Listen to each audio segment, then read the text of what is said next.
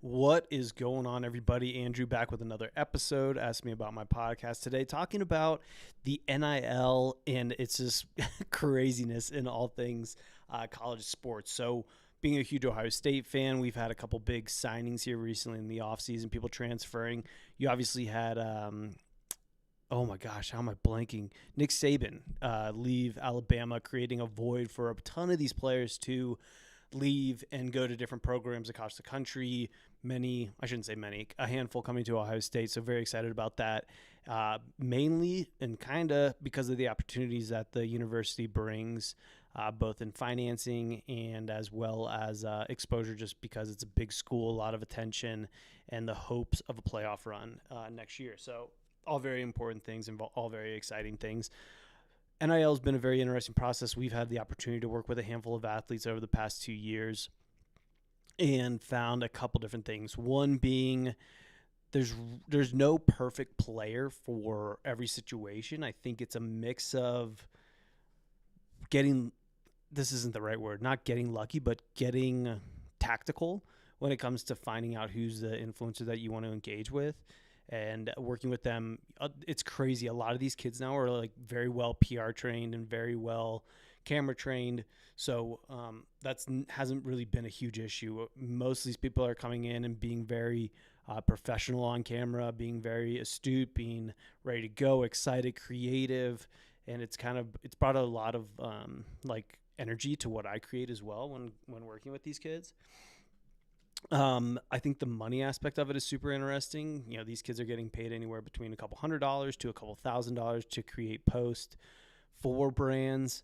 And I haven't found the right mix, you know, $5,000 get to 100,000 follows or anything like that. But I think what we did find to be successful is the fact that we will do organic posting with the athlete. And then what we'll also do is do boost. We'll boost the post as well. So when we boost the post, we find that we get a lot more reach and engagement as opposed to posting it organically.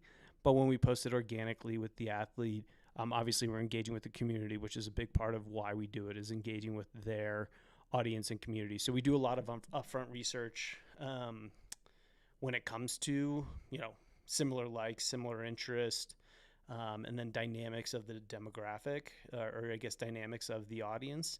And so I think the research, the upfront component is huge, and just making sure that you have the right person for the right job and align with the right product and all that kind of stuff. So it's been fun. It's been very interesting. It's been a learning process, but we have created some unbelievable content with these brands and with these influencers and athletes.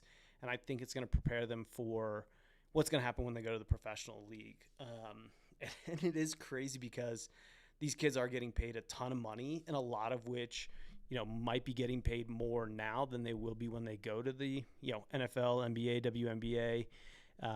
So it is crazy from that aspect. It's going to be interesting to see what the longevity of some of these kids are when it gets to the big leagues, I guess you could say, as far as, you know, financial stability. And I think a lot of kids have managed it well. I haven't heard of too many crazy stories where kids are, you know, getting caught up in it or blowing it, which I think is great. You know, I think anybody can take advantage of in that situation, and I don't think it has happened as much as I originally thought it was going to. So I'm excited to see that, and excited to see where this goes. I think we are going to see eventually like salary caps for college football. We are going to see, you know, more limits on transfer. We are going to see maybe the NCAA like disband because you know, they are kind of losing control of these athletes now, becoming bigger than the names of the schools in some people's cases.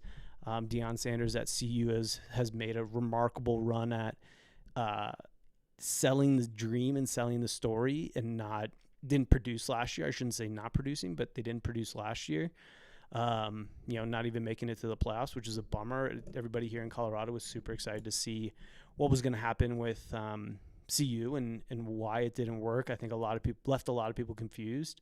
You know, they had great players on both sides of the ball, and I think that it showed the capabilities of NIL, I guess, and bringing the talent and attention. But if you don't convert on it, coaching staff, players aren't playing together or aligned together. I think that's kind of the fall through. So I think, in the extreme case of CU, you saw the, rapid expansion and the rapid attention of what NIL can do, but then kind of fall short when it comes to the product on the field. So I think that kind of showed the importance of both having a, competitive program and having kids that are, willing to play together and work together to create a common goal in winning. So yeah, it's been fun. It's been interesting, fun, educational, all the above. I'm excited to continue our work in the NIL space, hopefully doubling down this year, working with more athletes.